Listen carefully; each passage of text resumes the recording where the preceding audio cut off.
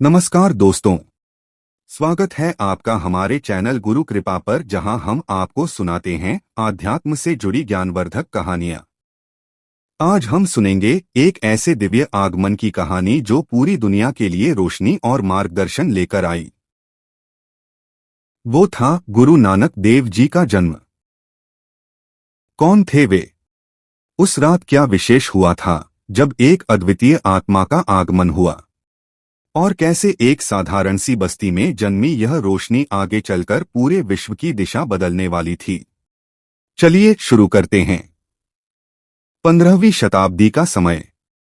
लाहौर से लगभग 21 किलोमीटर दूर घने जंगलों और वीरान जमीनों से घिरे एक छोटे से गांव तलवंडी में कोई नहीं जानता था कि यह जगह एक दिन दुनिया भर के करोड़ों लोगों के लिए एक आस्था का केंद्र बन जाएगा। आज हम जिसे ननकाना साहिब के नाम से जानते हैं, वहीं पर जन्म लेने वाले थे प्रकाश का एक ऐसा स्रोत जो सदियों से अंधकार को मिटा रहे हैं। उस दिव्य प्रकाश को आगे चलकर दुनिया ने गुरु नानक देव जी के रूप में पहचाना। गांव के संस्थापक राय भोये भट्टी वंश के राजपूत थे। एक योद्धा पर इंसानियत से भरपूर थे। उनके बेटे राय बुलार तो और भी शांत, विनम्र और आध्यात्मिक प्रवृत्ति के थे। वे साधुओं, फकीरों और ईश्वर भक्तों की संगत में रहना पसंद करते थे। कहते हैं उनकी करुणा ने ही उन्हें उस दिव्य प्रकाश को सबसे पहले पहचानने की क्षमता दी। वही प्रकाश जो आगे चलकर गुरु नानक के नाम से जाने गए। नानक के पिता थे मेहता कालू बेदी खत्री, जो गांव में पटवारी थे।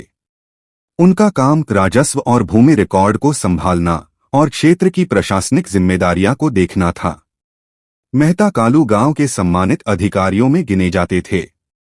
उनकी पत्नी बीबी तृप्ता प्रेम और स्नेह की प्रतिमूर्ति थीं। और नानक की बड़ी बहन बीबी नानकी एक अद्भुत, आध्यात्मिक और दिव्य स्वभाव वाली बालिका थीं। कहते हैं वह अपने भाई की महानता को दुनिया से पहले जान चुकी थीं।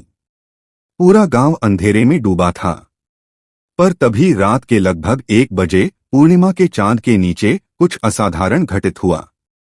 दाई दौलतन भागती हुई बाहर आई। उसके चेहरे पर खुशी भी थी और हैरानी भी। मेहता कालू ने पूछा, दौलतन क्या हुआ? तुम उदास क्यों दिख रही हो? दौलतन बोली, महाराज मैं उदास नहीं बल्कि आश्चर्यचकित हूं कि कैसे आपका पुत्र रोया नहीं बल्कि जन्म लेते ही मुस्करा रहा है। और उसके सिर के चारों ओर एक प्रकाश जैसे कोई तारा चमक रहा हो। यह सुनकर उस समय पंडित हरदयाल जी को तुरंत बुलाया गया। बच्चे को देखते ही पंडित हरदयाल जी बोले, मेहता जी यह साधारण बालक नहीं बल्कि यह तो बड़ा होकर या तो राजा बनेगा और या फिर गुरु। तभी पास खड़ी बीबी नानकी मुस्कराईं। पंडित जी यह राजा नहीं बनेगा बल्कि यह तो दुनिया को राह दिखाने वाला गुरु बनेगा। समय ने सिद्ध किया नानकी सही थीं, इसलिए उनका नाम रखा गया नानक, अपनी बहन के नाम पर।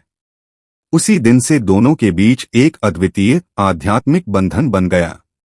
बचपन से ही नानक अलग थे।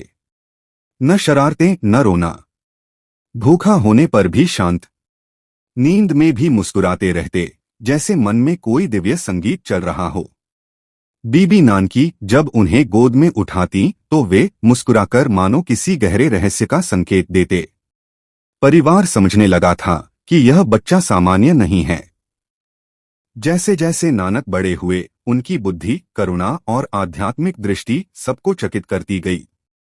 उन्होंने सिखाया, ईश्वर एक है, हम सब उसी के अंश हैं।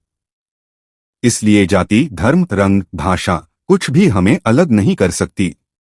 और सबसे महत्वपूर्ण, जब हम एक दूसरे से प्रेम करते हैं तभी ईश्वर प्रसन्न होते हैं।